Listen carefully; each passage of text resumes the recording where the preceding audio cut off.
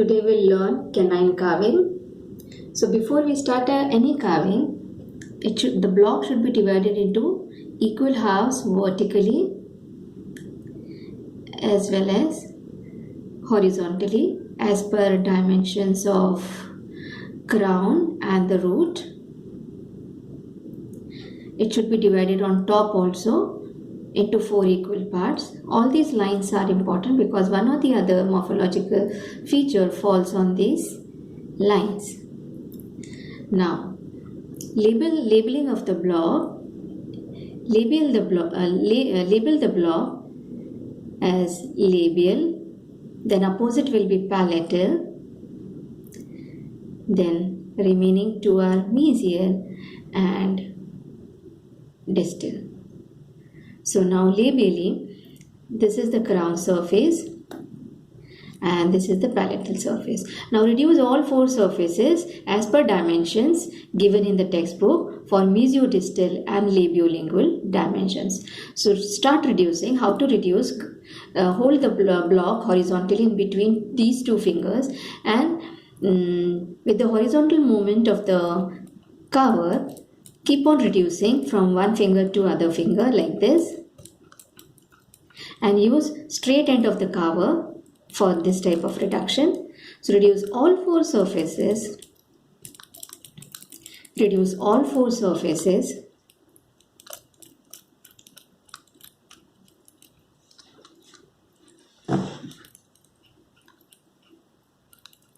Till the gross reduction is done, labiolingually and mesiodistally.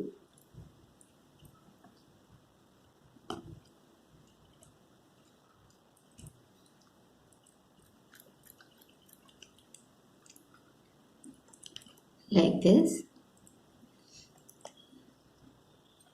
Now start giving shape. So this is labial surface. So divide the labial surface into 3 equal halves, cervical, middle and incisal. Then reduce upper 2/3. Give inclination to the upper 2/3 till you reach the top, this line. So keep your straight end of the cover at an inclination. Hold your block horizontally and give this at an angle. Keep this at an angle and start reducing till you reach the central line on top. So this is how this inclination will appear. Now extend the central line in the center and give inclination on both labial surface on both the sides, because the labial surface of the canine, it has labial ridge, canine tip, cervical prominence, and the labial surface, it is divided into 2 equal halves, 2 inclined planes. So similarly, this is the area of the labial ridge, and to carve the inclined plane, use the straight end of the carver and hold it at an inclination and reduce one side first like this. So this is how one inclination is done. If you see from top, it will appear like this. Now the other side, again you hold it like this and then you straight end, keep your carver at an inclination and the other side reduce. Both these inclined planes should meet on a single straight linear ridge. So it will appear like this. Similarly, lingual surface will have again one ridge, but it is concave. Not straight like a labial ridge. This ridge divides the lingual surface into 2 equal parts. 2 parts that is mesial triangular fossa, which is little larger than distal triangular fossa, and it has a cingulum also. So similarly, lingual surface also should be divided into 3 equal halves. Lower 1/3 is for cingulum and upper 2/3 for fossa. So to carve concave fossa, use the convex part of the carver and hold your block horizontally. Keep your carver at an inclination and start reducing. Move your carver from one finger to the other till you reach the labial surface, but keep lingual surface little away from the labial surface, otherwise the edge, the incisal part will become very sharp. So this is how the lingual surface, the lingual fossa will appear concave. Now for lingual ridge, extend the central line, and now the lingual surface is divided into two equal halves. Now for each half, use this convex part of the carver and just move from cingulum towards the incisal edge. Increase the depth on both the sides. Go along the surface, along the concavity, and this is how you maintain the concavity and each fossa. Now, the labial surface is U in shape cervically. Also the lingual surface, it has nice U shape, and that is they are cervically converging. So, on both the sides, give proximal constriction, cervical constriction. So do it on one side first. Hold your block horizontal in between the finger and with the straight end of the carver, keep this at the cervical and give little inclination and start reducing. So the crown will taper in the cervical area like this. So the crown is going little inwards.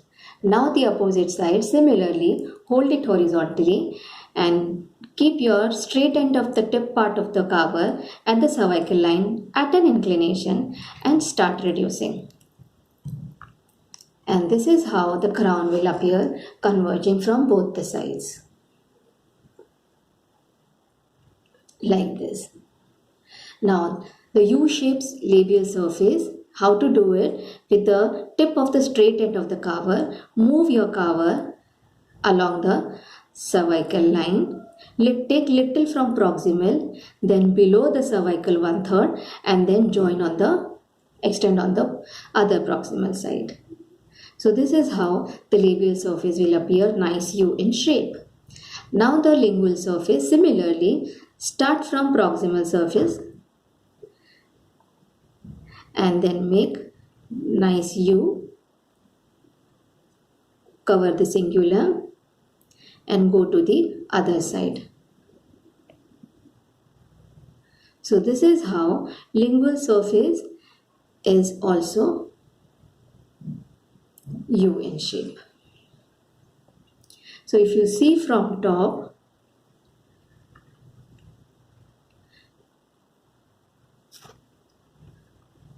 it will appear like this: labial ridge and lingual ridge. Now the canine will have two slopes, mesio-incisal slope and disto-incisal slope, and the canine tip. Disto-incisal slope is little longer than mesial slope. So this is the area of canine tip. So this is, suppose, mesial slope. It is little smaller. So from this tip, cut this part of the incisal edge, so it will become mesial. To carve a longer disto-incisal slope, increase the inclination of the carver and cut it off. So this is how it will become longer. After giving these two slopes, if you see, the edge will become little thicker. So to make it thin, reduce equally from both the sides. Otherwise, the centering of the block will be disturbed. So little reduction from labial side and little reduction from lingual side. Like this.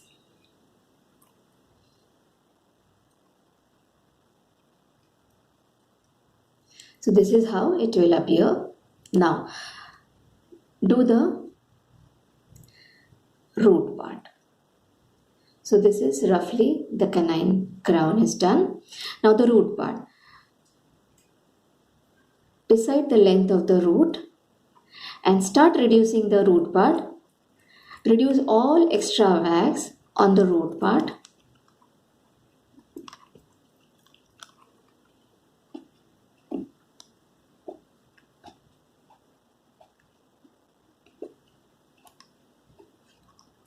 Like this.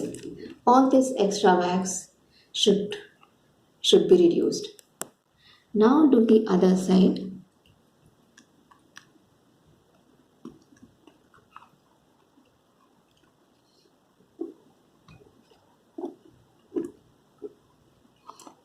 like this.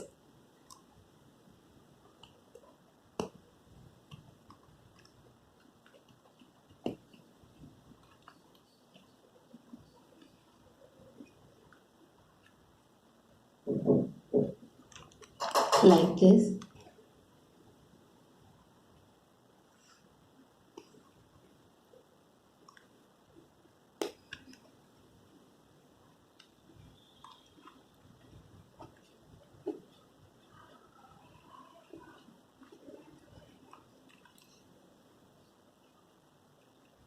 Now, after reducing wax from all four surfaces, start giving distal inclination of the root. Maxillary canine, it has the longest root. It has the longest root and it has distal inclination. It has distal inclination. So, how to carve distally inclined root? Now, this is the distal surface of the canine. So, to give distal inclination, this is the distal surface. So on mesial side, give little curvature. So use this straight end of the tip, keep it at the cervical area and keep it at an inclination and go little inwards. Go little inwards. So this is how a curvature is seen. This is how a curvature is seen. Now the opposite side, create little concavity in the cervical portion with the help of convexity. Create little concavity. So this is how a root will be tilted at the tip. Now on both the sides, on the labial surface, you can see the crown, the root is converging. So from all four surfaces, the root is converging. So now we need to give the convergence at the root tip. So again, keep the tip of the cover, the straight end of the cover at the tip and give little inclination, go inwards.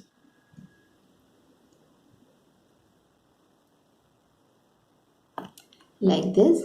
So from this it is going inwards. Now on this side, on the lingual side also, same procedure, go little inwards.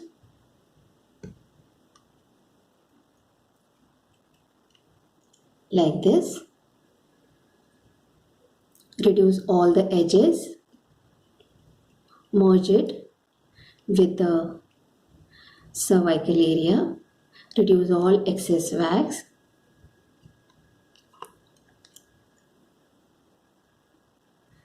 Smoothen the top surface of the base.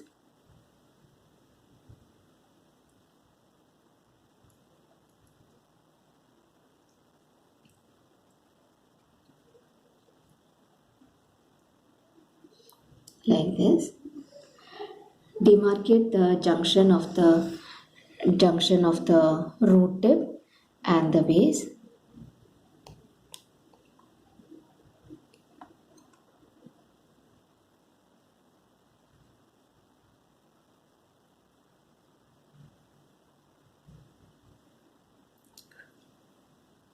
This is how a tilted root tip will appear,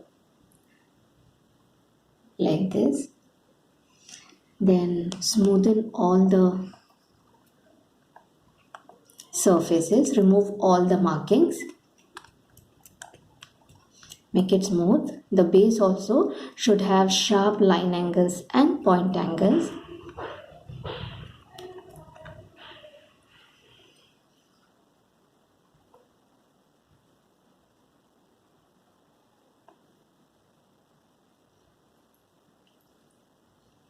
Lastly, carve the cervical line with this sharp surface of the carver. The lines are convex, facing towards the root tip on lingual and labial surface, while on the proximal surface, the convexities are facing towards the crown. Then polish all the surface. Polishing step is also important. Support the carving in between two fingers horizontally and your polishing stroke should be perpendicular to the long axis of the tooth, like this. use fresh piece of cotton and move your cotton perpendicular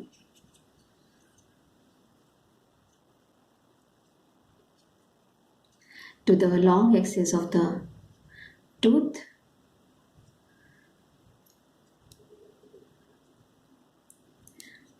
Polish the base.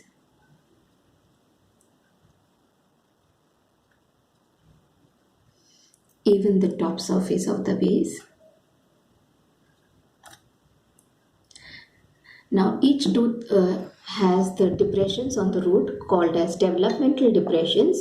So to carve these developmental depressions, use this scoop of the carver and just scratch it on the proximal surfaces of the root twice or thrice on both the sides and polish it.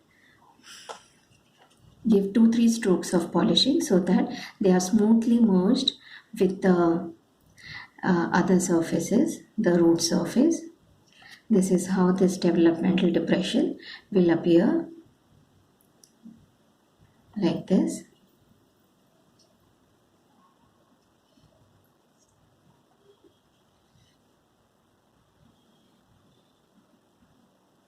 So this is how it will appear.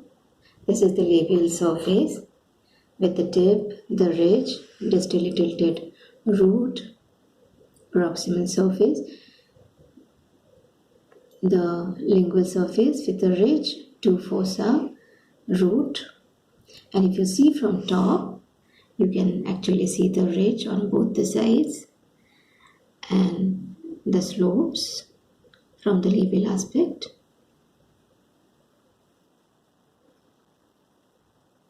Thank you.